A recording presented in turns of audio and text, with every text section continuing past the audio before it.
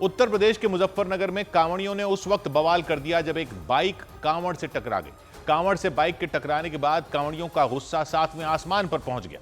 कांवड़ियों ने बाइक सवार पर जानबूझकर कांवड़ खंडित करने का आरोप लगाया और फिर उसके साथ मारपीट शुरू कर दी। एक साथ कई कांवड़िए डंडों से उस बाइक सवार को बुरी तरह पीटने में जुट गए। मारपीट की इस घटना की वजह से अफरा तफरी मच गई, क्योंकि बीच सड़क पर कुछ कांवड़िए एक बाइक सवार को पीटते नजर आए। वो लोग डंडों से उस पर हमला करते रहे। बाइक सवार ने भी खुद को बचाने के लिए अपने हेलमेट से कांवड़ियों पर वार करना शुरू कर दिया। मारपीट की घटना का पता चलने के बाद तुरंत पुलिस के कुछ जवान वहां पहुंच गए। पुलिस ने कांवड़ियों को समझाने की कोशिश की, लेकिन वो नहीं माने। गुस्से से तमतमाए कांवड़िए पुलिस के सामने ही डंडे लेकर उस आदमी की बाइक पर टूट पड़े। बाद में पुलिस ने कांवड़ियों को किसी तरह पीछे किया और उस बाइक सवार को वहां से निकाला।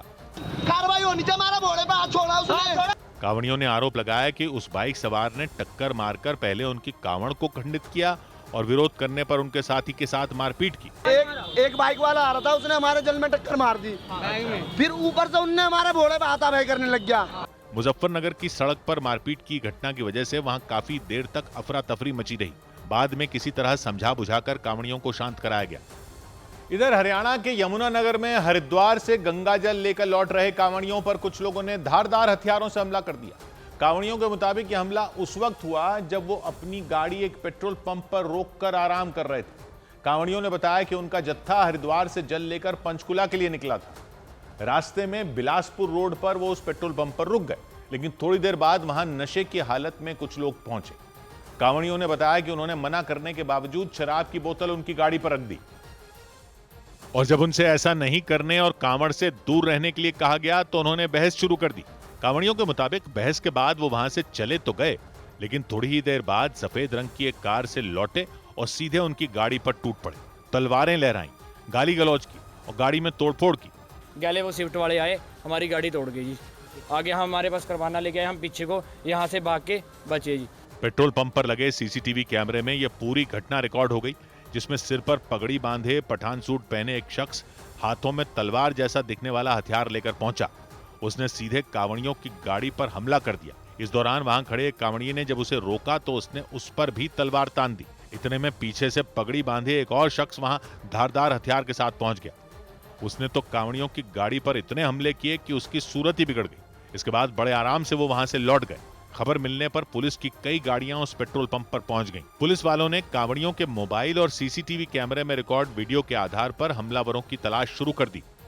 और इस सब के बीच उत्तर प्रदेश के मुरादाबाद में एक ढाबा मालिक पर पहचान छिपाकर ढाबा चलाने का आरोप लगाया गया। मुरादाबाद से रामपुर की तरफ जाने वाले हाईवे पर मौजूद नीलकंठ नाम के ढाबे के लाइसेंस की जांच की गई तो पता चला कि वो ढाबा किसी शराफत हुसैन के नाम पर रजिस्टर्ड था।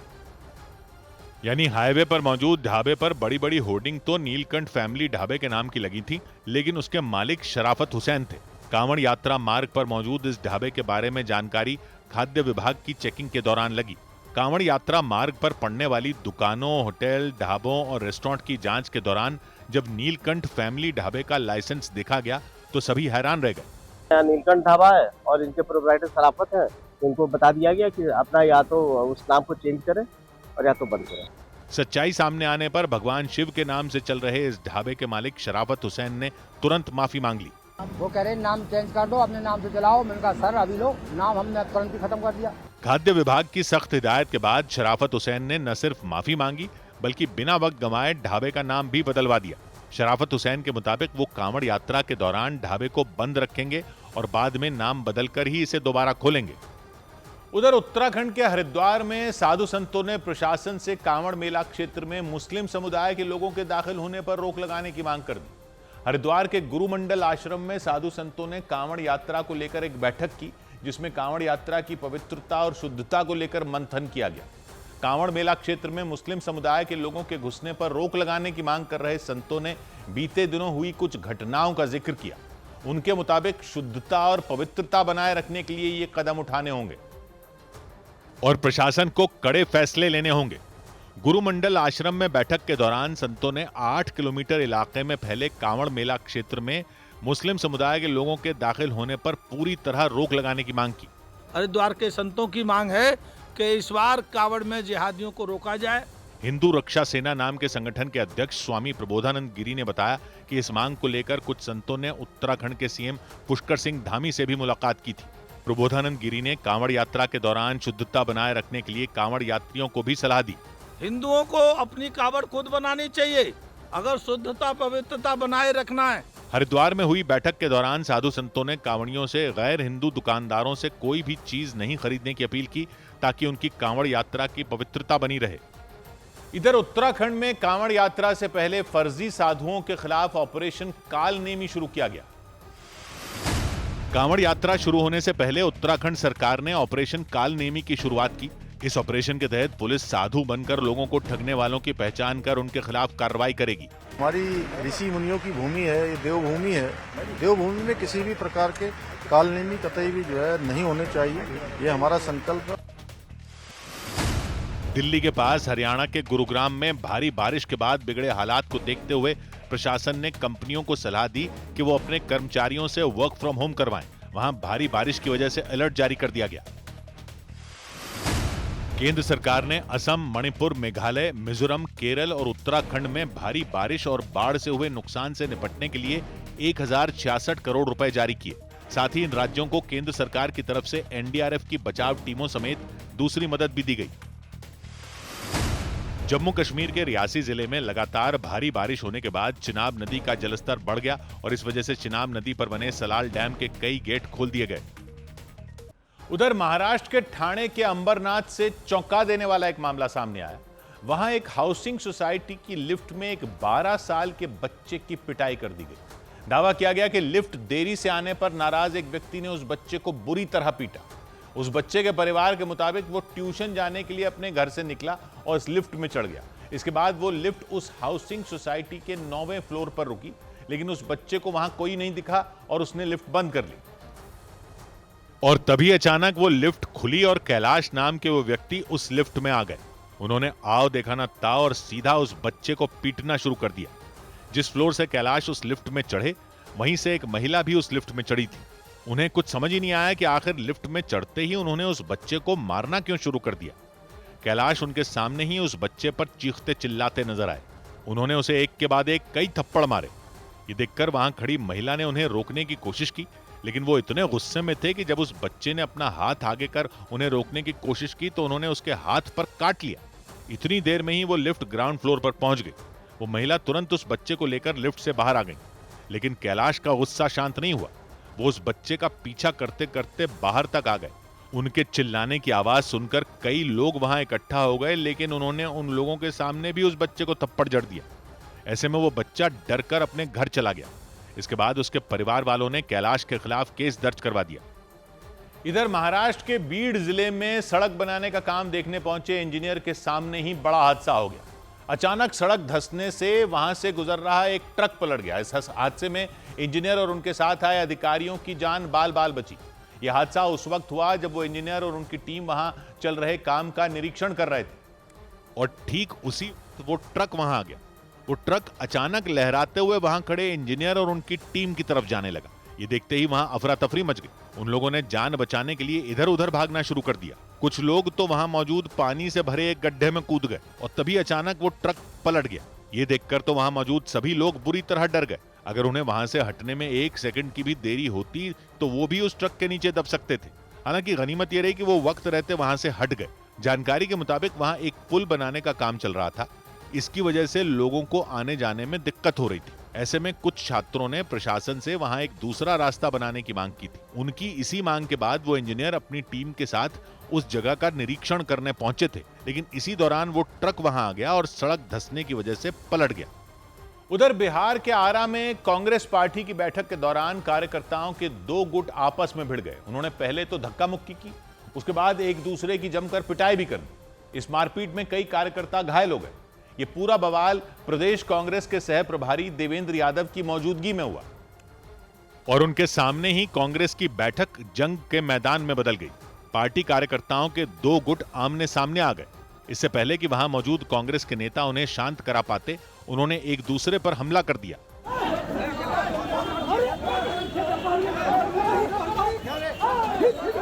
दोनों गुटों के कार्यकर्ता इतने गुस्से में दिखे कि उन्होंने किसी नेता की परवाह नहीं की।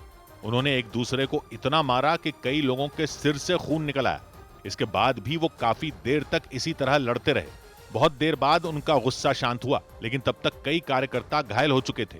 मारपीट की वजह से वहां अफरा तफरी का माहौल बन गया। इस बीच बैठक के लिए पहुंचे प्रदेश कांग्रेस के सह प्रभारी देवेंद्र यादव ने दावा किया कि अगर प्रशासन ने इस कार्यक्रम के लिए सुरक्षा दी होती तो ये नौबत नहीं आती। जिस तरीके से प्रशासन को यहाँ पर कांग्रेस के कार्यक्रम में सुरक्षा देनी चाहिए, उस पे प्रशासन नीतीश बाबू फेल है।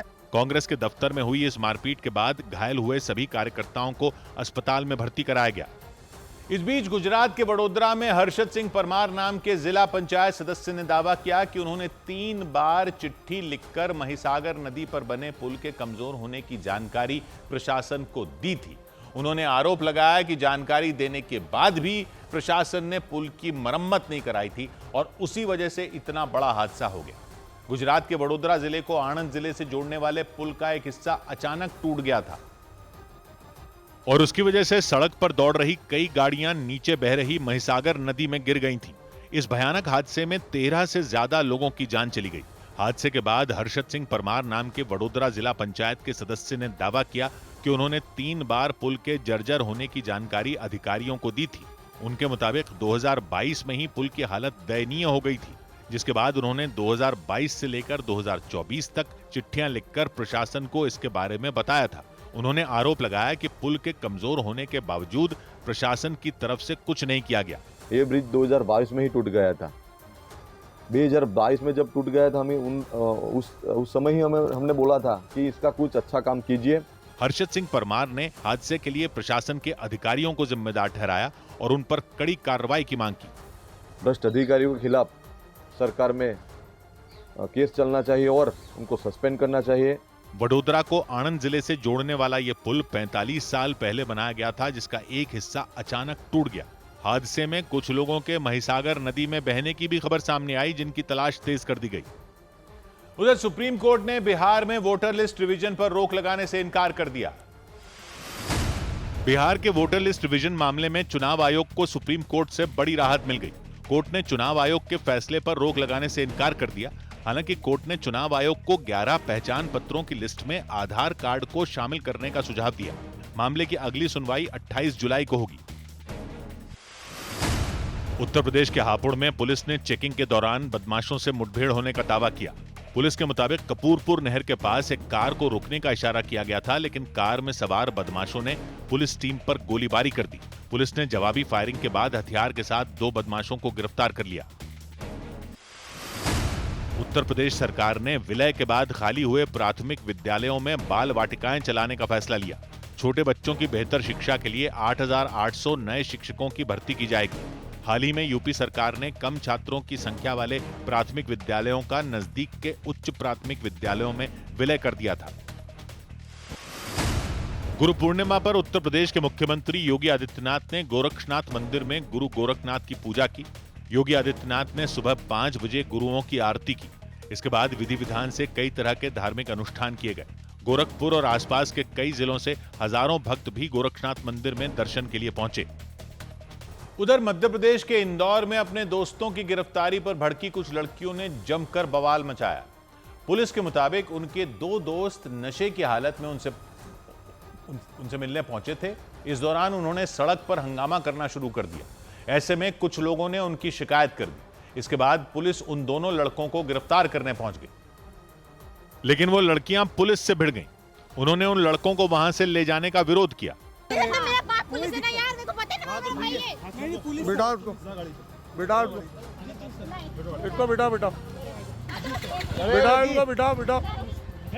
दोनों दारू पिए हुए बिठा। पुलिस ने उन लड़कियों को रास्ते से हटाने की बहुत कोशिश की, लेकिन वो नहीं हटी। उनमें एक लड़की ने तो बाइक चला रहे एक पुलिस वाले का हाथ पकड़ लिया। इसके बाद बात और बिगड़ गई।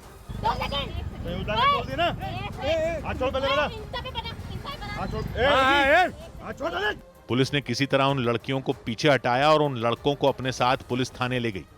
वो लड़कियां उनके पीछे पीछे पुलिस थाने तक पहुंच गईं। वहां भी उन्होंने जमकर हंगामा किया। आरोप लगा कि इस दौरान जब एक पुलिसकर्मी ने उनका वीडियो बनाया तो उन्होंने उनके साथ मारपीट की।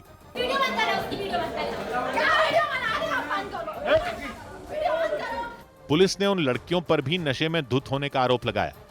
पुलिस के मुताबिक ये सारा हंगामा इसलिए हुआ क्योंकि उन लड़कियों के 2 दोस्तों को नशे में चूर होकर हंगामा करने के आरोप में गिरफ्तार कर लिया गया था। और इस सब के बीच उत्तर प्रदेश के हापुड़ में सुभाष मीणा नाम के एक लेखपाल की खुदकुशी के बाद उनके साथी लेखपालों ने कलेक्टर के दफ्तर के सामने धरना शुरू कर दिया। लेखपालों ने आरोप लगाया कि अधिकारियों ने सुभाष मीणा पर दबाव बनाया था, इसी वजह से उन्होंने एक दिन पहले जहर खाकर जान दे दी। इसके बाद उनके साथ काम करने वाले कई लेखपाल कलेक्टर से कार्रवाई की मांग करते हुए प्रदर्शन करने जमा हो गए और फिर लेखपालों ने हापुड़ के कलेक्टर के दफ्तर के बाहर जमकर नारेबाजी की।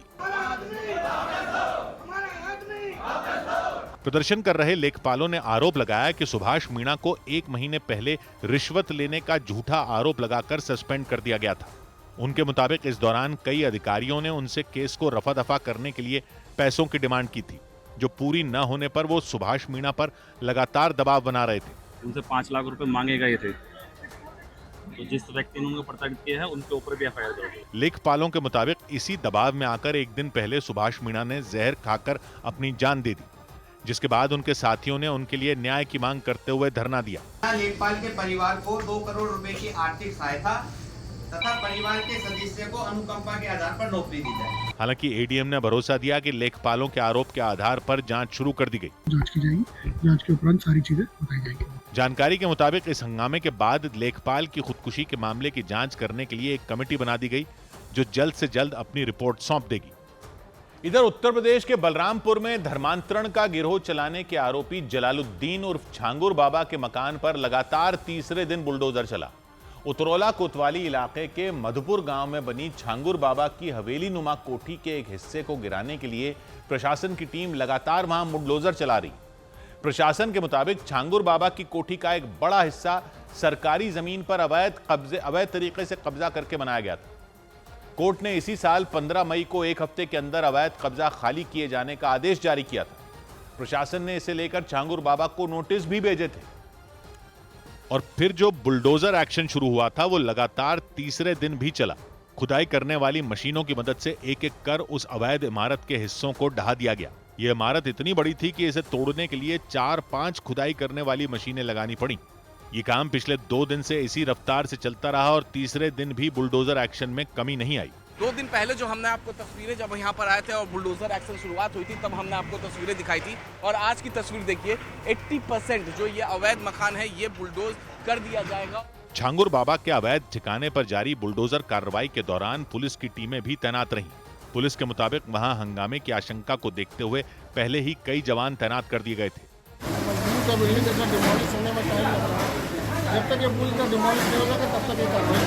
पुलिस सूत्रों के मुताबिक धर्मांतरण करवाने के आरोपी जलालुद्दीन उर्फ छांगुर बाबा पर गैंगस्टर एक्ट के तहत कार्रवाई की तैयारी की जा रही है। इसके अलावा उससे जुड़े लोगों से एटीएस ने पूछताछ भी तेज कर दी। उधर वोटर लिस्ट रिवीजन के खिलाफ बुलाए गए बिहार बंद के दौरान आरजेडी कार्यकर्ताओं पर एक महिला टीचर से बदसलूकी करने का आरोप लगाया गया। चुनाव आयोग के फैसले के खिलाफ बिहार में महागठबंधन की पार्टियों ने बिहार बंद बुलाया था। वैशाली में आरजेडी के कार्यकर्ताओं ने हाजीपुर महुआ मेन सड़क बंद कर दी और जैम लगाकर प्रदर्शन शुरू कर दिया। लेकिन इस दौरान आरजेडी के कार्यकर्ताओं पर उस महिला टीचर के साथ बदसलूकी करने का आरोप लगाया गया। बताया गया कि वो महिला टीचर किसी काम से अपनी स्कूटी से वहां से जा रही थीं, तभी आरजेडी के कार्यकर्ताओं ने उनका रास्ता रोक दिया। उन्होंने प्रदर्शनकारियों से रास्ता देने की गुहार लगाई, लेकिन वो नहीं माने। मजबूरी में महिला टीचर को अपनी स्कूटी वापस घुमानी पड़ी। लेकिन जैसे ही उन्होंने अपनी स्कूटी घुमाई, वहां मौजूद आरजेडी के कार्यकर्ताओं ने हूटिंग शुरू कर दी।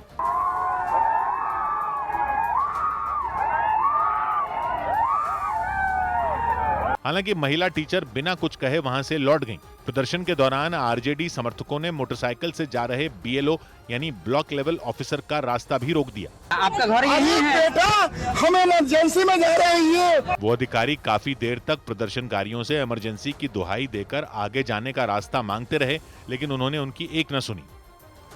उधर बिहार में ड्यूटी पर तैनात महिला पुलिसकर्मियों के गहने पहनने पर पाबंदी लगा दी गई। बिहार पुलिस में महिला पुलिसकर्मियों के लिए एक नया नियम लागू कर दिया गया, जिसके मुताबिक ड्यूटी के दौरान महिला पुलिसकर्मियों के गहने पहनने और श्रृंगार करने पर रोक रहेगी। बिहार पुलिस मुख्यालय आदेश के मुताबिक नियमों का उल्लंघन करने पर दोषी पुलिस कर्मियों के खिलाफ कार्रवाई की जाएगी। फैसले के पीछे अनुशासन बनाए रखने का तर्क दिया गया। उत्तर प्रदेश के सहारनपुर में एक स्कूल की वैन गन्ने के खेत में पलट गई। हादसे में 3 छात्र घायल हो गए और उन्हें गांव के लोगों ने वैन से बाहर निकालकर अस्पताल में भर्ती करवाया। बिहार के वैशाली में एक 14 साल की लड़की के साथ दुष्कर्म करने का मामला सामने आया। इसका आरोप वहां के चौकीदार के पोते और उसके दोस्त पर लगाया गया। आरोप तो यह भी लगा कि जब उस लड़की के परिवार वालों ने शिकायत दर्ज करवाने की कोशिश की तो चौकीदार ने उनके साथ मारपीट की और आरोपियों को भगा दिया। उत्तर प्रदेश के बिजनौर में एक 12 फीट लंबे अजगर के मिलने से हड़कंप मच गया। वहां हिमपुर दीपा इलाके में एक मंदिर में वो सांप घुस गया। हालांकि इसकी जानकारी मिलने पर वन विभाग की टीम ने उसे पकड़ लिया। इधर कुछ घंटों की बारिश ने दिल्ली के नजदीक हरियाणा के गुरुग्राम में व्यवस्थाओं की पोल खोलकर रख दी। बारिश की वजह से देश के सबसे हाईटेक शहरों में एक माने जाने वाले गुरुग्राम की सूरत ही बिगड़ गई। गुरुग्राम के नाले चौक हो गए, सड़कें दरिया बन गई, अंडरपास तालाब की तरह दिखाई दिए और जहां तक नजर गई वहां तक बस बारिश का पानी भरा दिखाई दिया। मतलब यह कि चंद घंटे की बारिश ने साइबर सिटी कहे जाने वाले गुरुग्राम को किसी स्विमिंग पूल में तब्दील कर दिया। जिन सड़कों पर आमतौर पर गाड़ियां फर्राटा भरती दिखती थीं, वहां नाव चलाने की नौबत आ गई। कुछ ही घंटों की बारिश के बाद गुरुग्राम की ज्यादातर सड़कों का हाल किसी नाले या नदी की तरह दिखाई दिया। गाड़ियों के पहियों का करीब आधा हिस्सा तो बारिश के बाद भर चुके मटमैले पानी में दिखाई ही नहीं दिया। पानी से लबालब सड़कों पर लोग जाने को मजबूर दिखे। बारिश के बाद गुरुग्राम की रफ्तार मानो थम गई। जगह जगह पानी भर जाने से दिल्ली जयपुर हाईवे पर गाड़ियां रेंगती दिखी। बारिश के बाद गुरुग्राम के सिविल अस्पताल के बाहर तो हालात बेहद खराब हो गए। वहां करीब 2.5 फीट पानी भर गया। मरीजों को लेकर जा रही एम्बुलेंस का करीब पूरा पहिया पानी में डूब गया, जबकि कुछ लोगों की मोटरसाइकिलें तो बंद ही हो गई। अस्पताल के सामने पानी भर जाने की वजह से वहां पहुंच रहे मरीजों और उनके रिश्तेदारों को भारी परेशानी का सामना करना पड़ा। और बारिश के बाद गुरुग्राम में लोगों की मुश्किलें कम नहीं हुई, क्योंकि दरिया बन चुकी सड़कों पर कई गाड़ियां फंस गईं। मौसम विभाग ने गुरुग्राम समेत हरियाणा के कई जिलों में बारिश के लिए ऑरेंज अलर्ट जारी किया था। शाम से शुरू हुई बारिश पूरी रात जारी रही, जिसका असर सुबह होते होते दिखाई दिया। गुरुग्राम के कई इलाके पानी में डूब गए। ज्यादातर सड़कों पर कई फीट तक पानी भरा नजर आया और इसकी वजह से लोगों की परेशानी कई गुना बढ़ गई। सड़कों पर कई फीट तक पानी भर जाने से गाड़ियों की रफ्तार पर ब्रेक लग गया। कई गाड़ियां पानी में फंसकर बंद हो गई। इसी मुसीबत से जूझते हुए एक इलाके में कुछ लोग अपनी कार को धक्का देते नजर आए। उन्होंने काफी दूर तक अपनी गाड़ी को इसी तरह धक्का दिया, तब जाकर उन्हें ऊंची सड़क मिली जहां पानी भरा हुआ नहीं था। इसके बाद कई मोटरसाइकिलों का भी यही हाल रहा। बड़े बड़े ट्रक और क्रेन तो किसी तरह निकल गए, लेकिन मोटरसाइकिलें आगे नहीं बढ़ पाईं। उन पर सवार लोग बेहद परेशान दिखे। इस बीच मौसम विभाग ने अनुमान जताया कि गुरुग्राम में अगले कुछ दिनों तक भारी बारिश होती रहेगी। विभाग के मुताबिक गुरुग्राम के अलावा आसपास के दूसरे जिलों जैसे फरीदाबाद, रेवाड़ी, मेवात, पलवल और झज्जर में भी भारी बारिश की संभावना है। यानी हरियाणा के लोगों को आसमान से बरस रही आफत से राहत मिलती नहीं दिख रही। जबकि कुछ ही घंटों की बारिश के बाद ही गुरुग्राम में कोहराम मच गया। बारिश के बाद उस वक्त अफरा तफरी मच गई जब वहां एक सड़क अचानक धंस गई और उसमें एक भारी भरकम ट्रक समा गया। गनीमत यह रही कि हादसे में ट्रक के ड्राइवर को कुछ नहीं हुआ, लेकिन इस हादसे के बाद वहां भयानक जाम लग गया। तुरंत पुलिस के जवान वहां पहुंच गए और गाड़ियों को वहां से निकालने में जुट गए, क्योंकि भारी बारिश की वजह से सड़क पर लंबा चौड़ा गड्ढा हो गया था। गड्ढा इतना बड़ा था कि उसमें एक ट्रक तो क्या कई ट्रक समा जाते। उस वक्त गुरुग्राम में मूसलाधार बारिश हो रही थी। उसी दौरान शहर की एसपीआर सड़क पर भारी भरकम एक ट्रक पहुंचा। तभी सड़क का एक हिस्सा अचानक धंस गया और उसमें वो ट्रक पलट गया। इस वक्त मैं गुरुग्राम के एसपीआर रोड के ऊपर मौजूद हूँ, जहाँ आप देख सकते हैं कि भारी बारिश के बाद ये पूरी सड़क जो है वो धंस गई है और ये गड्ढा छोटा मोटा नहीं बल्कि इतना गहरा है कि इसमें एक ट्रक भी समा गया। गुरुग्राम की जिस सड़क पर यह हादसा हुआ वो कुछ रोज पहले ही बनाई गई थी। प्रशासन ने दावा किया था कि बारिश में वहां पानी नहीं भरेगा, लेकिन किसी को इस बात का अंदाजा नहीं था कि सड़क पर इतना बड़ा गड्ढा हो जाएगा। जो ट्रक गड्ढे में गिरा उसमें शराब भरी हुई थी। ये ट्रक है, इसके अंदर शराब जो है वो भरी हुई थी और ये ट्रक यहाँ से गुरुग्राम की तरफ जा रहा था एसपीआर के रास्ते होते हुए, और उसके बाद जैसे ये ट्रक यहाँ पहुँचा पूरी मिट्टी जो है धंस गई। इस घटना के बाद वहां अफरा तफरी मच गई। बाद में पुलिस ने क्रेन की मदद से गड्ढे के पास सीमेंट के बैरिकेड रख दिए ताकि कोई और गाड़ी उस गड्ढे में ना गिर जाए। लेकिन गुरुग्राम में बारिश मुसीबतों का पहाड़ बनकर टूटी, क्योंकि बारिश के बाद अलग अलग वजहों से 8 लोगों की मौत हो गई। गुरुग्राम में बारिश के दौरान करंट लगने से कुछ लोगों की जान चली गई, तो कुछ लोगों की मौत सैलाब में डूबने से हो गई। वहां अक्षत जैन नाम के एक ग्राफिक्स डिजाइनर की मौत के बाद तो बिजली विभाग पर केस भी दर्ज किया गया, क्योंकि 25 साल के अक्षत अपने घर जाते वक्त अचानक एक बिजली के खंभे से टकराए जिसमें करंट दौड़ रहा था, और बिजली के उस खंभे के पास से गुजरते वक्त वो ग्राफिक डिजाइनर इसकी चपेट में आ गए। करंट लगने के बाद अक्षत जैन नाम के उस ग्राफिक डिजाइनर को अस्पताल ले जाया गया, लेकिन उनकी जान नहीं बचाई जा सकी। बरसात ज्यादा होने के कारण पानी भरा था चारों तरफ, तो बाइक से जा रहा था, वो बाइक शायद खराब होगी या फिर गिर गई, तो पोल था बिजली का, उससे करंट लग के उसको डेथ होगी। ये घटना गुरुग्राम के सेक्टर 49 इलाके में हुई। पुलिस के मुताबिक बारिश के दौरान अक्षत जैन के अलावा वहां से गुजर रही 2 गायों को भी करंट लग गया और उनकी मौत हो गई। इस घटना के बाद अक्षत जैन के परिवार वालों ने प्रशासन पर लापरवाही का आरोप लगाया। उनके मुताबिक अक्षत जैन कुछ महीने पहले ही बेंगलुरु से गुरुग्राम आए थे और वहां एक निजी कंपनी में काम कर रहे थे। प्रशासन का ही ये नेग्लिजेंसी है, जो वाटर लॉगिंग इतनी हुई हुई है। अभी हम पुलिस स्टेशन से आए हैं, तो वहाँ पर भी हमारे अलावा भी 3-4 केस 1-2 दिन में सर ने खुद ही बताए हैं कि ऐसे केसेस आए हैं बहुत सारे। गुरुग्राम में भारी बारिश के बाद अक्षत समेत 8 लोगों की जान चली गई। उनमें 4 लोगों को करंट लगने की वजह से अपनी जान गंवानी पड़ी और एक ऑटो रिक्शा के ड्राइवर की तो एक गड्ढे में गिरने से जान चली गई, जबकि बाकी 3 लोगों की डूबने से मौत हो गई। लेकिन बारिश आफत बनकर सिर्फ हरियाणा में नहीं बरसी, बल्कि मध्य प्रदेश के नरसिंहपुर में 3 बच्चों समेत 4 लोगों के नदी में बहने से हड़कंप मच गया। जानकारी मिली कि वो तीनों बच्चे उस नदी के पास खेलने गए थे। खेलते खेलते वो नदी में चले गए और तभी अचानक वो नदी उफान पर आ गई। इसकी वजह से वो तीनों बच्चे बह गए और उनमें एक बच्चा तो हाथ पांव मारता भी दिखाई दिया। उस बच्चे का सिर्फ सिर पानी के बाहर था। वो पानी के तेज बहाव के साथ बहता नजर आया। उसने मदद के लिए जोर जोर से आवाज भी लगाई, लेकिन कोई वहां नहीं आया। इसकी वजह से वो पानी की तेज रफ्तार के साथ बहता चला गया। उसके बाकी साथी भी इसी तरह उस नदी में बह गए। उनके अलावा एक लड़के के भी पानी में बह जाने की खबर सामने आई। इस खबर के फैलते ही गांव वाले उस नदी के पास इकट्ठा हो गए। उन्होंने तुरंत पुलिस और बचाव टीम को इसकी जानकारी दी। इसके बाद एसडीआरएफ की टीम वहां पहुंची और नाव के जरिए उन लोगों को ढूंढने में जुट गई। कुछ ही देर में बचाव टीम ने उस लड़के और 2 बच्चों के शव उस नदी से बरामद कर लिए, लेकिन तीसरे बच्चे का कुछ पता नहीं चल पाया। इधर उत्तर प्रदेश के वाराणसी में गंगा नदी का जलस्तर बढ़ने से कई घाटों का आपस में संपर्क टूट गया। लगातार हो रही बारिश से गंगा नदी का जलस्तर बढ़ गया और हालात ऐसे हो गए कि घाट किनारे मौजूद ज्यादातर मंदिर डूब गए।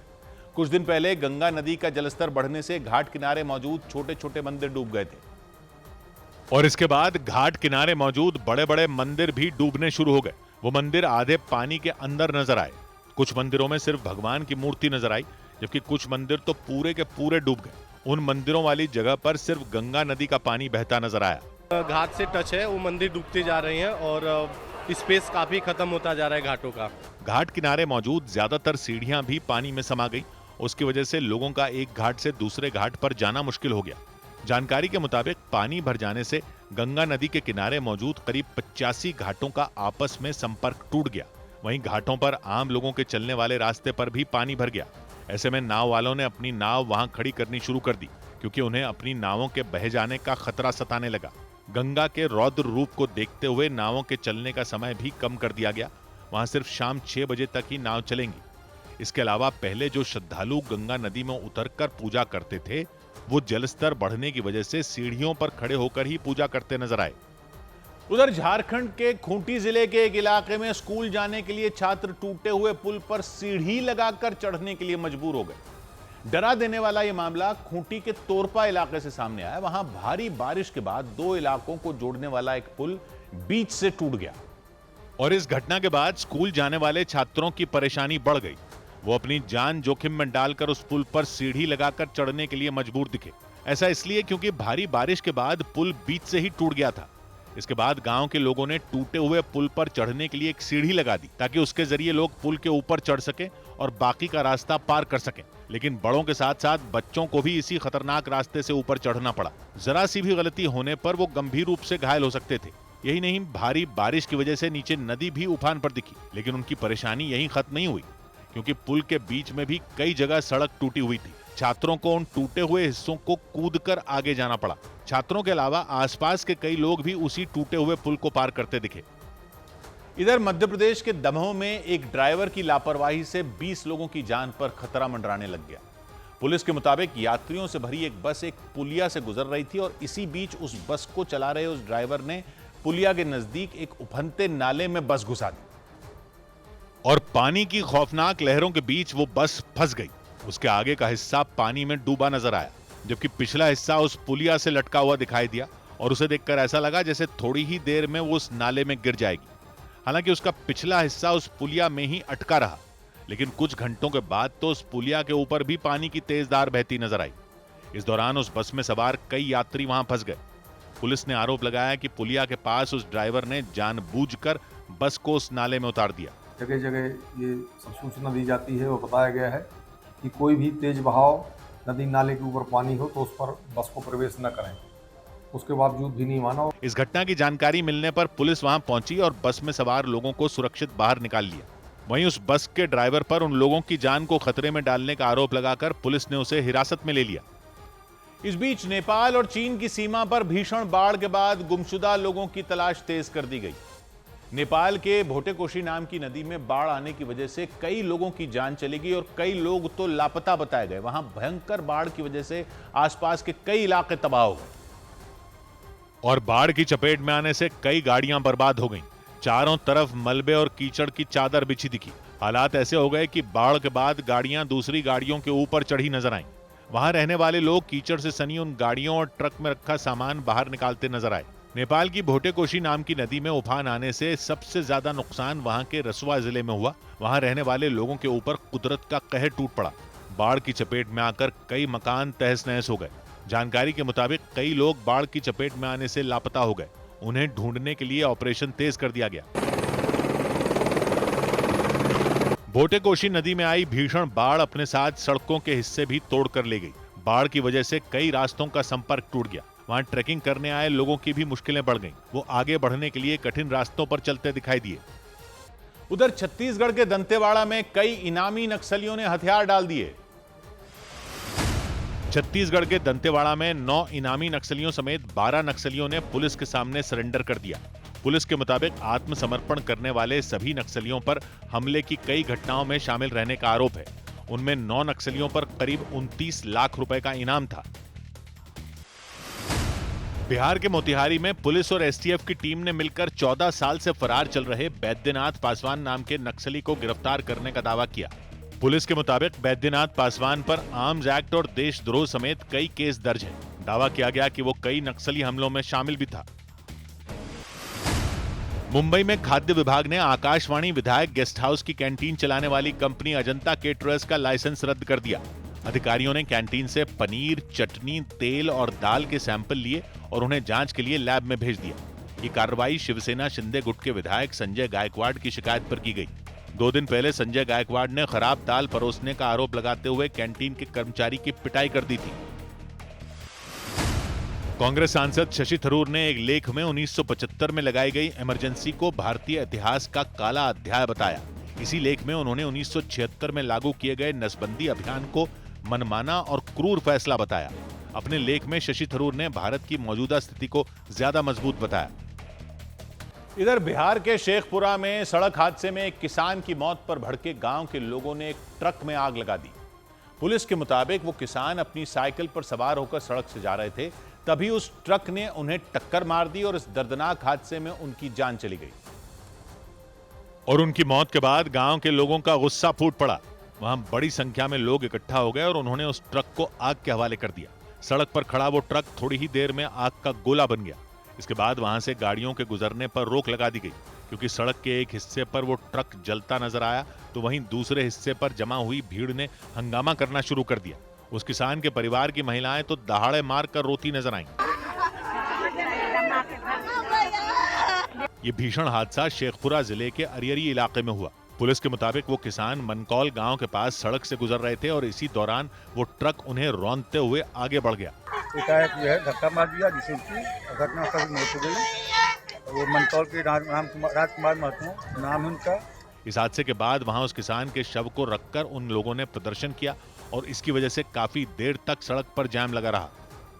उधर महाराष्ट्र के ठाणे में स्कूल की छात्राओं के कपड़े उतरवाने के आरोप में प्रिंसिपल समेत 8 लोगों को गिरफ्तार कर लिया गया। पुलिस के मुताबिक ठाणे के शाहपुर के स्कूल के वॉशरूम में खून के धब्बे मिले थे, जिसके बाद वॉशरूम साफ करने वाली कर्मचारी ने छात्राओं के कपड़े उतरवाकर इस बात की जांच की कि किन छात्राओं के पीरियड्स चल रहे हैं। और जैसे ही इस बात का पता उन छात्राओं के परिवार वालों को चला, उन्होंने उस स्कूल में जमकर हंगामा कर दिया। वो स्कूल की प्रिंसिपल के ऊपर चिल्लाते नजर आए। उन्होंने उस कर्मचारी को सजा देने की मांग की जिसने उन छात्राओं के कपड़े उतरवाए थे।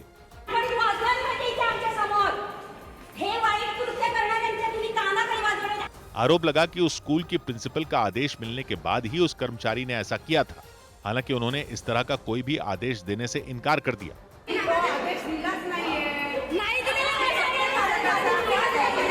लेकिन उन लोगों का गुस्सा शांत नहीं हुआ। वो प्रिंसिपल के इस्तीफे की मांग पर अड़ गए। आज आता आम्हाला उत्तर हवं इथे आणि त्या मॅडमचा आम्हाला राजीनामा हवाय, नाहीतर तुम्ही शाळेला कुलूप लावा। इसके बाद प्रिंसिपल ने सफाई दी कि उन्होंने कपड़े उतरवाना तो दूर, छात्राओं को हाथ लगाने से भी मना किया था। मी मावशीला अजिबात पॅन्टीला काय अंगाला सुद्धा हात लावू नको म्हण। मामला बढ़ने के बाद पुलिस वहां पहुंच गई। पुलिस ने उन लोगों को शांत करवाया और छात्राओं के कपड़े उतरवाने के आरोप में उस स्कूल की प्रिंसिपल समेत 8 लोगों को गिरफ्तार कर लिया।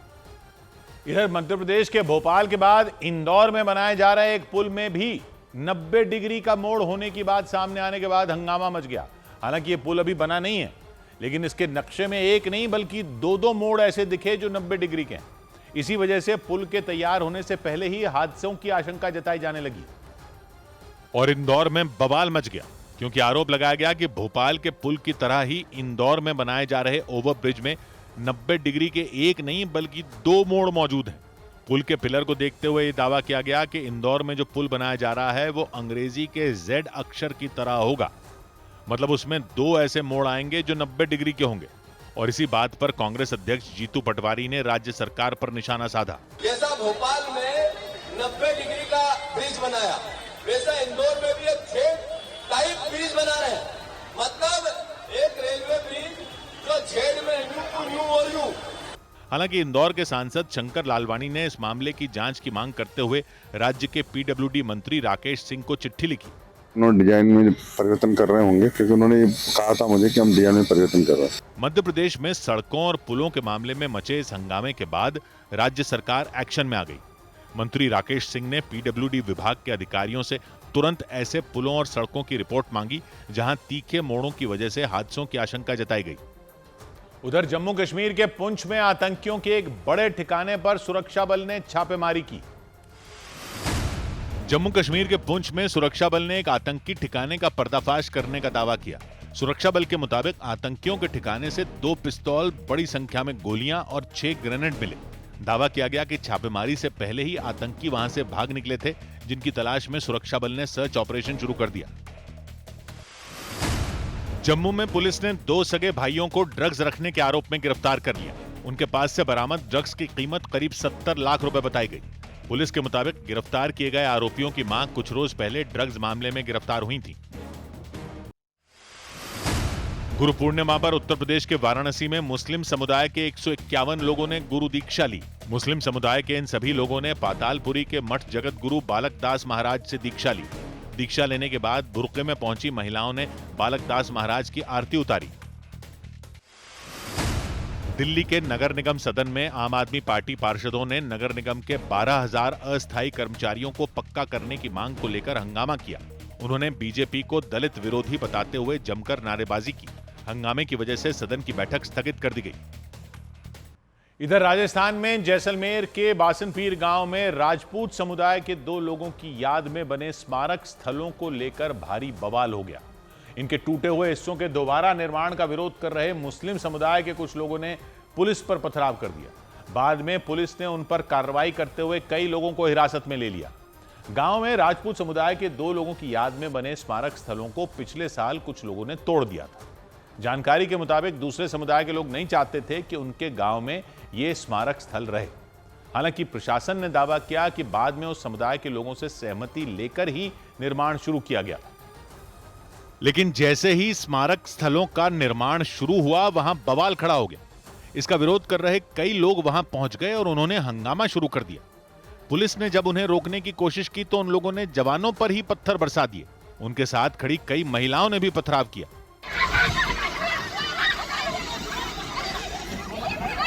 इस दौरान पुलिस की कुछ गाड़ियों को भी निशाना बनाया गया। हालांकि पुलिस ने उन्हें समझाने की बहुत कोशिश की। कई बार लाउडस्पीकर से अपील की गई कि वो हंगामा शांत कर लौट जाएं। तुरंत बिखर जाइए, अन्यथा बल प्रयोग द्वारा बिखेर दिए जाएंगे। लेकिन बवाल खत्म नहीं हुआ। राजपूत समुदाय के 2 लोगों की याद में बने स्मारक स्थलों का विरोध करने पहुंचे लोग वहीं डटे रहे। उन्हें खदेड़ने के लिए पुलिस ने लाठियां भांजनी शुरू कर दी। इसके बाद तो वहां भगदड़ मच गई। लोग लाठियों से बचने के लिए भाग खड़े हुए, लेकिन जवानों ने हंगामा कर रहे कई लोगों को पकड़ लिया और उन्हें अपनी गाड़ी में लाकर बैठा दिया। मामले में 24 लोग हिरासत में लिए गए। इसके बाद तनाव की स्थिति को देखते हुए वहां बड़ी संख्या में जवानों को तैनात कर दिया गया। इस बीच बिहार के सिवान में एक दुकानदार पर हुई गोलीबारी की घटना के बाद वहां के लोगों का गुस्सा फूट पड़ा। आरोप लगाया गया कि वहां कुछ बदमाशों ने रास्ते से जा रहे एक दुकानदार के साथ लूटपाट की कोशिश की।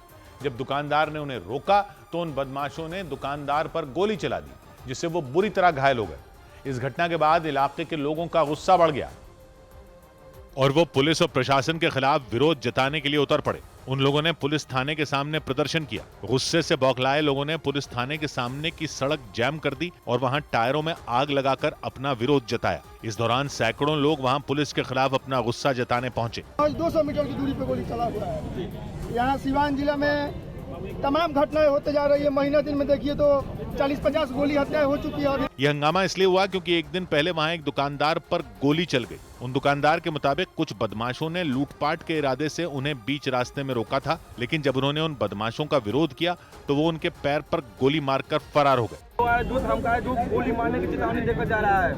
कल मेरे पापा को 10-10:30 बजे रात में गोला सीने के दौरान वो गोली मार दी। इसके बाद इलाके के लोग भड़क गए। उन्होंने दुकानें बंद कर विरोध जताया और पुलिस को यह अल्टीमेटम दे दिया कि अगर 72 घंटे के अंदर आरोपी न पकड़े गए तो वो और उग्र प्रदर्शन करेंगे। उधर उत्तर प्रदेश के जालौन में अभिषेक नाम के एक व्यक्ति पर आरोप लगा कि उन्होंने छुटकारा पाने के लिए पुष्पा नाम की अपनी शादीशुदा प्रेमिका की हत्या कर दी। पुलिस सूत्रों के मुताबिक अभिषेक पुष्पा को घुमाने के बहाने उत्तराखंड के भीमताल ले गए थे। सूत्रों ने दावा किया कि साजिश के तहत अभिषेक ने वहां पुष्पा को जमकर शराब पिलाई। आरोप लगाया गया कि बाद में अभिषेक ने झील में डुबोकर उनकी हत्या कर दी थी। 7 जून को उत्तराखंड पुलिस को पुष्पा का शव मिला था। जांच में पता चला कि 2016 में पुष्पा की शादी जालौन के डकोर नाम के गांव में रहने वाले ऋषि तिवारी से हुई थी। आरोपी अभिषेक भी उसी गांव का रहने वाला। सूत्रों ने बताया कि अभिषेक दिल्ली में एक होटल में नौकरी करता है और करीब 2 साल से पुष्पा के साथ उनका प्रेम प्रसंग चल रहा था। लेकिन 27 मई को पुष्पा अचानक गायब हो गई थी। 7 जून को उनका शव उत्तराखंड के भीमताल में एक झील से मिला था। पुलिस ने मामले की जांच शुरू की और उनके गांव में रहने वाले अभिषेक को गिरफ्तार कर लिया। पुलिस सूत्रों के मुताबिक पूछताछ में अभिषेक ने उनकी हत्या की बात कबूल कर ली। सूत्रों ने दावा किया कि अभिषेक ने पुलिस को बताया कि पुष्पा उनके साथ रहने की जिद पर अड़ी थी, जिससे तंग आकर उन्होंने उनकी हत्या कर दी थी। पुलिस के मुताबिक 27 मई को पुष्पा अपने पति के साथ मायके जाने के लिए घर से निकली थी और दावा किया गया कि वो आधे रास्ते में पति की बाइक से उतर गई थीं और जालौन से अभिषेक से मिलने के लिए दिल्ली चली गई थीं। सूत्रों ने बताया कि 30 मई को अभिषेक घुमाने के बहाने पुष्पा को लेकर उत्तराखंड के भीमताल गए थे। वहां होटल में उन्होंने पुष्पा को शराब पिलाई और फिर झील में डुबोकर उनकी हत्या कर दी थी। उत्तराखंड पुलिस को पुष्पा का शव 7 जून को मिला था। 9 जून को उनके पति ने उनकी पहचान की थी और हत्या का शक अभिषेक पर जताया था। इसके बाद पुलिस ने अभिषेक को हत्या के आरोप में गिरफ्तार कर जेल भेज दिया। और इस सब के बीच मध्य प्रदेश के सिंगरौली जिले के एक गांव में लोगों ने स्मार्ट क्लास के नाम पर सरकारी स्कूल में घोटाले का आरोप लगाया। गांव के सरकारी स्कूल में डिजिटल शिक्षा को बढ़ावा देने के लिए स्मार्ट क्लास शुरू की जानी थी। इसके लिए एलईडी टीवी तक खरीद कर स्कूल में लगा दी गई, लेकिन स्कूल में बिजली का कनेक्शन ही नहीं किया गया, जबकि सरकारी दस्तावेजों में स्मार्ट क्लास की योजना शुरू भी कर दी गई। यानी स्मार्ट क्लास शुरू करने के लिए बिजली पहुंचाए बिना ही स्मार्ट क्लास शुरू कर दी। इसलिए गांव वालों ने स्मार्ट क्लास के नाम पर फर्जीवाड़े का आरोप लगाया, क्योंकि उन स्कूलों में बिजली का कनेक्शन नहीं लगाया गया और वहां पढ़ने वाले बच्चे स्मार्ट क्लास के शुरू होने का इंतजार ही करते रह गए। सिंगरौली के जोग्यानी गांव के लोगों के मुताबिक जिले के सरकारी स्कूलों में स्मार्ट क्लास के लिए प्रशासन की तरफ से एलईडी टीवी भेजे गए थे और सरकारी दस्तावेजों में तो स्मार्ट क्लास का उद्घाटन भी कर दिया गया था। लेकिन उनके मुताबिक स्मार्ट क्लास शुरू होना तो दूर, स्कूलों में बिजली का कनेक्शन तक नहीं लगाया गया। एलईडी टीवी आपने भिजवाया और लेन विद्युत नहीं है, तो कहीं ना कहीं आपकी मंशा बच्चों के प्रति नहीं है, बिल्कुल अवरुद्ध हो रही है। ग्राम पंचायत में शासकीय स्कूल छोड़ के प्राइवेट में लोग जा रहे हैं। जोग्यानी गांव के सरकारी स्कूल के बच्चे स्मार्ट क्लास से पहले स्कूल में बिजली और पानी के इंतजाम के इंतजार में। हमारे स्कूल में लाइट नहीं है और पानी नहीं है, इसीलिए गांव के लोग और स्कूल के बच्चे स्मार्ट क्लास के फर्जीवाड़े की शिकायत लेकर डिप्टी कलेक्टर के पास पहुंच गए। जिला शिक्षा अधिकारी को निर्देशित किया है, वहाँ तुरंत अभी जांच करेंगे। वो जांच करके अगर वहाँ ऐसी समस्या है तो दोनों कोऑर्डिनेट करके बिजली की व्यवस्था वहाँ तत्काल की जाएगी। उन लोगों ने स्मार्ट क्लास के नाम पर करोड़ों रुपए के घोटाले का आरोप लगाया और उनकी शिकायत पर डिप्टी कलेक्टर ने मामले की जांच के आदेश दे दिए। उधर नोवाक जोकोविच विंबलडन के सेमीफाइनल में पहुंच गए। सर्बिया के टेनिस खिलाड़ी नोवाक जोकोविच ने विंबलडन 2025 के सेमीफाइनल में जगह बना ली। उन्होंने क्वार्टर फाइनल मुकाबले में इटली के फ्लावियो कोबोली को 6-7, 6-2, 7-5 और 6-4 से हराया। इस जीत के साथ वो दुनिया के पहले ऐसे खिलाड़ी बन गए जो 14वीं बार विंबलडन का सेमीफाइनल खेलेंगे। भारतीय महिला टीम ने इंग्लैंड की टीम को चौथे टी20 मुकाबले में 6 विकेट से हराकर 5 मैचों की सीरीज में अजेय बढ़त बना ली। भारत इस जीत के साथ सीरीज में 3-1 से आगे हो गया। इसके साथ ही भारतीय महिला क्रिकेट टीम इंग्लैंड में अपनी पहली टी20 सीरीज जीतने के बेहद करीब पहुंच गई। भारत में अगले साल होने वाले टी20 क्रिकेट विश्व कप के यूरोप क्वालिफायर मुकाबलों में इटली की टीम ने स्कॉटलैंड को हरा दिया। इटली ने इससे पहले कभी क्रिकेट विश्व कप के लिए क्वालिफाई नहीं किया है, लेकिन अगर इटली की टीम द नेदरलैंड्स के खिलाफ होने वाला अपना अगला मुकाबला जीत गई तो वो 2026 के टी20 क्रिकेट विश्व कप में जगह बना सकती है। इधर बिहार के गोपालगंज में उस वक्त हड़कंप मच गया जब बैतुल्ला हुसैन नाम के एक लड़के और बेबी खातून नाम की लड़की की संदिग्ध हालात में मौत हो गई। हैरानी की बात यह रही कि दोनों का रिश्ता पक्का हो चुका था, सगाई तक हो चुकी थी, शादी की तारीख तय होने वाली थी, लेकिन शादी की तारीख तय होने से पहले ही दोनों की मौत ने इलाके में सनसनी मचा दी। पहले बेबी खातून का फांसी के फंदे से झूलता शव मिला, फिर कुछ घंटों बाद बैतुल्ला हुसैन का भी शव खिड़की से लटका हुआ मिला, जिसके बाद पूरे गांव में कोहराम मच गया। शादी से पहले लड़का और लड़की की मौत की खबर मिलते ही पुलिस तुरंत वहां पहुंच गई। जांच में पता चला कि 22 साल की बेबी खातून और 23 साल के बैतुल्ला हुसैन की शादी होने वाली थी। उनकी सगाई भी हो गई थी, शादी की तारीख तय होने वाली थी, लेकिन उससे पहले ही दोनों की संदिग्ध परिस्थितियों में मौत हो गई। पहले बेबी खातून का शव रस्सी से झूलता मिला और उसके कुछ घंटों बाद बैतुल्ला हुसैन का शव भी खिड़की से लटका मिला। इस घटना के बाद बैतुल्ला हुसैन के परिवार ने लड़की के परिवार पर हत्या का आरोप लगा दिया। हम लोग राजी थे, लड़की भी राजी थी, लड़की की माँ भी राजी थी। उनके मामा जो है नहीं करना चाहते थे, इसलिए हत्या कर दी। जांच में ये बात सामने आई कि बैतुल्ला और बेबी खातून 5 साल से एक दूसरे से प्यार करते थे। बैतुल्ला सऊदी अरब में नौकरी करता था और 1 साल पहले शादी के लिए गांव लौटा था। उधर कनाडा में मशहूर कॉमेडियन कपिल शर्मा के रेस्टोरेंट पर हमला हो गया। कनाडा में मशहूर कॉमेडियन कपिल शर्मा के रेस्टोरेंट पर कुछ बदमाशों ने फायरिंग कर दी। बताया गया कि बदमाशों ने सिर्फ कपिल शर्मा के रेस्टोरेंट पर ही नहीं बल्कि उसके आसपास मौजूद दूसरी इमारतों पर भी गोलियां चलाईं। हालांकि इस फायरिंग में किसी को कोई नुकसान नहीं हुआ। बिहार के दरभंगा में 7 मोटरसाइकिलों पर सवार 16 लोगों ने ताबड़तोड़ फायरिंग कर दहशत मचा दी। बताया गया कि एक बस स्टैंड के टेंडर को लेकर हुए झगड़े में गोलीबारी की गई। इस झगड़े की वजह से पिछले हफ्ते भी वहां गोलियां चलाई गई थी। उत्तर प्रदेश के उन्नाव में अपने पति की हत्या करने के आरोप में एक महिला और उसके प्रेमी को गिरफ्तार कर लिया गया। पुलिस के मुताबिक 7 जुलाई को एक नाले के पास मिले शव की जांच कराई गई तो पूरी कहानी सामने आई। जांच के आधार पर पुलिस ने दावा किया कि महिला के कहने पर उसके प्रेमी ने चाकू गोदकर उसके पति की हत्या कर दी थी। तो बात की एक बात यह कि हूथी विद्रोहियों के इलाके में भारत की एक नर्स की जान शरिया कानून की पेचीदगियों में फंसी है यमन में, और टाइम अब ज्यादा बचा नहीं है। 16 जुलाई को फांसी दी जानी है और एक एक करके दिन बीतते जा रहे हैं। नर्स का नाम है निमिषा प्रिया। केरल की निमिषा प्रिया 37 साल की हैं और यमन में फंस गई हैं। लेकिन दिक्कत यह है कि जिस जगह फंस गई हैं उस इलाके पर खुद यमन की सरकार की नहीं चलती। वहां हूथी विद्रोहियों का कब्जा है और वो अपने इलाके में चलाते हैं शरिया कानून। वहां फांसी की सजा सुना दी गई है निमिषा को। शरिया कानून में ही फांसी हुई है और शरिया कानून के तहत ही फांसी से निमिषा को बचाया भी जा सकता है। हालांकि उसके लिए टाइम कम होता जा रहा है, लेकिन एक नर्स को फांसी क्यों दे रहे हैं वो, इसके लिए कहानी समझने की जरूरत है। कहानी यह है कि निमिषा 2008 में यमन गई थी नर्स का काम करने। पैसे अच्छे मिल रहे होंगे, जाहिर है, इसीलिए बहुत से लोग खाड़ी देशों में जाते हैं। यमन में गृह युद्ध काफी टाइम से चल रहा है, तो वहां तो नर्स और डॉक्टरों की जरूरत रहती है, इसीलिए कई लोग जाते हैं। और मेडिकल स्टाफ यह मानकर भी जाता है कि वो तो मदद ही करेंगे, तो उनकी सुरक्षा को खतरा कम ही रहता है, इसीलिए निमिषा भी चली गई होंगी। 2008 में वो गई और वहां का हिसाब किताब समझ गई होंगी, तो उन्होंने कुछ टाइम बाद सोचा कि अपना ही क्लिनिक क्यों ना खोल ले।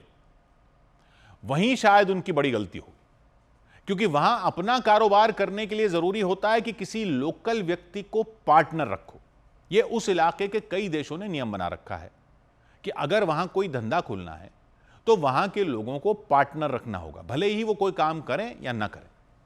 तो वहां उन्होंने 2015 में अपना क्लिनिक खोला, जिसमें उन्हें यमन के कानून के मुताबिक एक लोकल पार्टनर लेना पड़ा।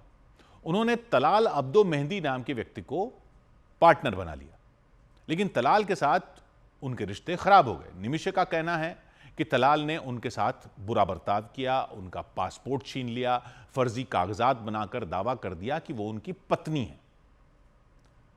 तो 2017 में निमिषा ने अपना पासपोर्ट वापस लेने की कोशिश की। पासपोर्ट के जरिए वो वहां से निकल सकती थी, लेकिन उसने पासपोर्ट दबोच करके रख लिया था, इसलिए वो उसके चंगुल में फंस गई थी। वो लोकल था, तो कहीं शिकायत करने पर भी कुछ होने की निमिषा को उम्मीद नहीं थी और उसने पासपोर्ट नहीं दिया। निमिषा नर्स तो है ही, उन्होंने उसको बेहोश करके पासपोर्ट वापस पाने का प्लान बनाया, लेकिन बेहोशी की दवा का डोज उन्होंने शायद ज्यादा दे दिया और बेहोश होने के बजाय तलाल की मौत हो गई। आरोप है कि बाद में उनके शव को टुकड़ों में काटकर एक पानी के टैंक में फेंक दिया गया था। इस घटना के बाद निमिषा को गिरफ्तार कर लिया गया, केस चला। वो यमन की राजधानी सना का इलाका है। यमन देश की हालत यह है कि एक तो सरकार है वहां की, उसके सामने है हूथी विद्रोही। देश के कई हिस्सों पर हूथी विद्रोहियों का कब्जा है। यहां तक कि राजधानी सना जो है राजधानी, वहां भी हूथी विद्रोहियों का राज चलता है और वो चलाते हैं शरिया कानून। तो वहां मुकदमा चला पूरा अरबी भाषा में। निमिषा को अपनी बात रखने का मौका ही नहीं मिला, क्योंकि भाषा ही अदालत में अरबी चलती है। जिसको नहीं आती उसके लिए कोई ट्रांसलेटर नहीं, कोई भी अनुवाद की सुविधा नहीं, कोई वकील नहीं दिया गया निमिषा को। अरबी में मुकदमा चला, वो भी बिना वकील मिले, यानी निमिषा की सुनी ही नहीं गई। और यमन की अदालत ने 2018 में निमिषा को कत्ल का दोषी ठहराया और 2020 में उन्हें फांसी की सजा सुना दी। उनकी अपील 2023 में खारिज हो गई, जो अपील हुई वो भी खारिज हो गई। और 2024 में यमन के राष्ट्रपति ने भी उनकी फांसी को मंजूरी दे दी। अब उनकी फांसी 16 जुलाई को होनी है, 16 जुलाई 2025 को। इस तरह से शरिया कानून से वहां फैसले सुनाए जाते हैं। लेकिन इसी शरिया कानून में एक सिस्टम है दिया का। दिया का मतलब होता है ब्लड मनी, यानी खून की कीमत। यानी दिया देने को राजी हो जाओ तो सजा माफ भी हो सकती है।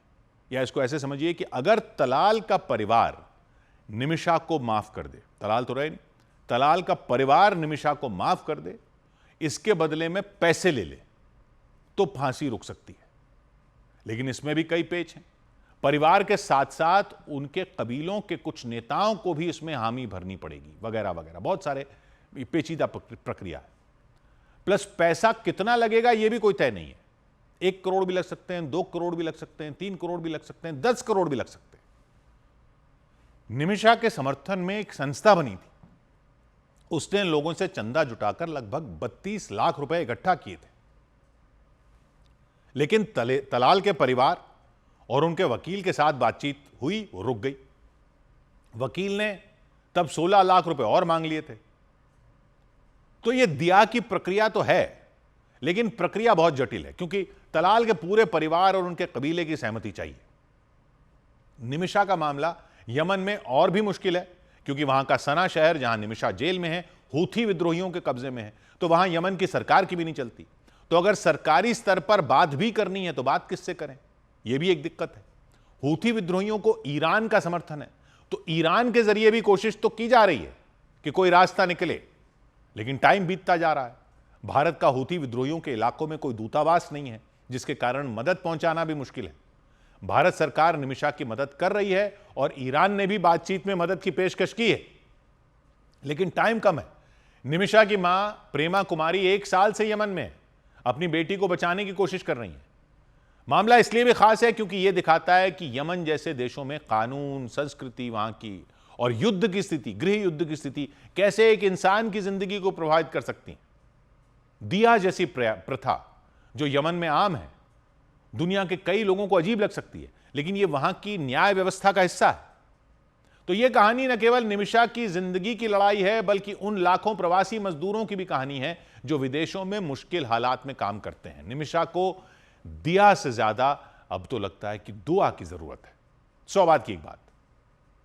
उधर जम्मू कश्मीर के उधमपुर में यात्रियों से भरी एक बस हादसे का शिकार हो गई। जम्मू कश्मीर के उधमपुर में यात्रियों से भरी एक बस बेकाबू होकर पलट गई। इस घटना में कई यात्री घायल हो गए, उन्हें अस्पताल में भर्ती कराया गया। जानकारी के मुताबिक हादसे के वक्त ड्राइवर का सहयोगी बस चला रहा था और बस की रफ्तार भी ज्यादा थी। मध्य प्रदेश के आगर मालवा में एक स्कूल वैन का दरवाजा अचानक खुलने से 5 साल के एक बच्चे की मौत हो गई। इसके बाद उस बच्चे के परिवार में मातम पसर गया। पुलिस ने इस मामले में केस दर्ज कर जांच तेज कर दी। भारत और अमेरिका के बीच ट्रेड डील को लेकर जारी अनिश्चितता का असर एक बार फिर शेयर बाजार पर दिखा। सेंसेक्स 346 अंक टूट गया तो निफ्टी गिरकर 25,355 के स्तर पर आ गया। इसकी वजह से निवेशकों को करीब 1,22,000 करोड़ रुपए का नुकसान हुआ। सबसे ज्यादा गिरावट आईटी, एफएमसीजी और टेलीकॉम सेक्टर के शेयरों में रही। उधर केरल के कोच्चि में लेफ्ट पार्टियों के छात्र संगठन एसएफआई यानी स्टूडेंट्स फेडरेशन ऑफ इंडिया के कार्यकर्ताओं ने केरल यूनिवर्सिटी के बाहर प्रदर्शन किया, लेकिन जब पुलिस के जवानों ने उन्हें वहां से हटाना शुरू किया तो वहां बवाल हो गया। प्रदर्शन कर रहे लोग पुलिस वालों से भिड़ गए। हालात इस कदर बिगड़ गए कि प्रदर्शनकारियों को खदेड़ने के लिए पुलिस को उन पर वाटर कैनन का इस्तेमाल करना पड़ा। एसएफआई के कार्यकर्ताओं ने केरल के राज्यपाल राजेंद्र विश्वनाथ अर्लेकर के खिलाफ प्रदर्शन किया। उन्होंने आरोप लगाया कि राज्यपाल राज्य के फंड से चलने वाली यूनिवर्सिटी का भगवाकरण करने में जुटे हैं। और उसी के विरोध में लेफ्ट पार्टियों के छात्र संगठन एसएफआई यानी स्टूडेंट्स फेडरेशन ऑफ इंडिया के कार्यकर्ताओं ने मोर्चा खोल दिया।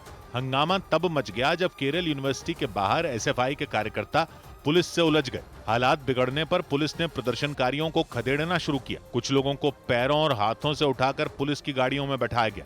इससे पहले एसएफआई के कार्यकर्ता केरल यूनिवर्सिटी के बाहर सड़क पर धरना देते नजर आए। उन्हें आगे बढ़ने से रोकने के लिए पुलिस ने सड़क पर बैरिकेडिंग कर दी। बाद में प्रदर्शन कर रहे लोग बैरिकेडिंग को गिराने में जुट गए। इसके बाद पुलिस ने उन पर वाटर कैनन का इस्तेमाल किया। न सिर्फ केरल के कोच्चि में बल्कि कन्नूर और कोझिकोड में भी एसएफआई के कार्यकर्ताओं ने राज्यपाल राजेंद्र विश्वनाथ अर्लेकर के खिलाफ प्रदर्शन किया। एसएफआई ने उन पर आरोप लगाया कि राज्यपाल राज्य के फंड से चलने वाली यूनिवर्सिटी का भगवाकरण करने में जुटे हैं। उधर बिहार के खगड़िया में एक सरकारी स्कूल में मिड डे मील में कीड़े मिलने की शिकायत पर छात्रों ने खूब हंगामा किया। उन्होंने कीड़ा देखकर खाना खाने से ही इनकार कर दिया। इसकी जानकारी मिलते ही कई छात्रों के परिवार वाले स्कूल पहुंच गए। उन्होंने इस मामले पर कड़ा विरोध जताया और स्कूल के प्रिंसिपल के खिलाफ मोर्चा खोल दिया। मिड डे मील में कीड़े मिलने की शिकायत मिलने पर छात्रों के परिवार वाले भड़क गए। उन्होंने स्कूल में ही छात्रों के साथ मिलकर इसके विरोध में नारे लगाने शुरू कर दिए। भोजन में पिल्लू देते हैं। इससे पहले छात्रों ने मिड डे मील के तहत मिली दाल में तैरते कीड़ों को दिखाया। इसके बाद उन्होंने खाना खाने से ही इनकार कर दिया। इसकी वजह से स्कूल में हंगामा खड़ा हो गया। थोड़ी ही देर में बात छात्रों के परिवार वालों तक पहुंची तो उनका गुस्सा 7वें आसमान पर पहुंच गया। उन्होंने इसके लिए सीधे तौर पर स्कूल प्रशासन को जिम्मेदार ठहरा दिया। यह बवाल खगड़िया की रहीमपुर पंचायत में मौजूद सरकारी स्कूल में हुआ, जहां हंगामे के बाद छात्र अपनी अपनी क्लास से बाहर निकल आए। बाद में टीचरों के काफी समझाने पर उनका और उनके परिवार वालों का गुस्सा शांत हुआ।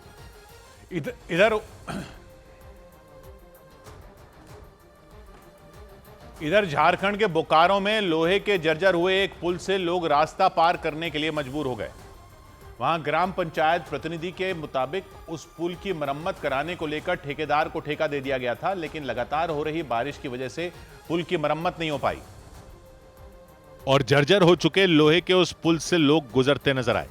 वहां एक बच्चा अपनी जान की परवाह किए बिना उस पुल के किनारे बनी रेलिंग को पकड़कर आगे बढ़ता दिखा, जबकि एक आदमी ने तो साइकिल अपने कंधे पर उठाई और संभलकर पुल पर चलता रहा। इस दौरान जरा सी चूक लोगों के लिए जानलेवा साबित हो सकती थी। बोकारो के चांपी इलाके में एक नहर पर बने उस पुल का सिर्फ ढांचा ही दिखाई दिया और उसके ढांचे को ही लोगों ने रास्ता पार करने का जरिया बना लिया, क्योंकि उस पुल के कई हिस्से टूटे हुए दिखाई दिए। वहां के ग्राम पंचायत प्रतिनिधियों के मुताबिक पुल की मरम्मत कराने के लिए ठेका दे दिया गया था, लेकिन बारिश की वजह से मरम्मत का काम शुरू नहीं हो पाया। के नाम से जो ठेकेदार है वही ठेकेदार इसको कबाड़े हैं, वो मेरा ही उपस्थिति में कबाड़ा गया है। कितने दिन से यह खाली है इस तरह का? ये 3-4 दिन हो रहा है। ग्राम पंचायत के प्रतिनिधियों ने 3 से 4 दिनों में उस पुल की मरम्मत करवा देने का दावा किया और काम पूरा होने तक उन्होंने इलाके के लोगों से उस पुल का इस्तेमाल न करने की अपील की। इधर उत्तर प्रदेश के जालौन में एक पेट्रोल पंप पर मारपीट करने के आरोप में पुलिस के एक इंस्पेक्टर को सस्पेंड कर दिया गया।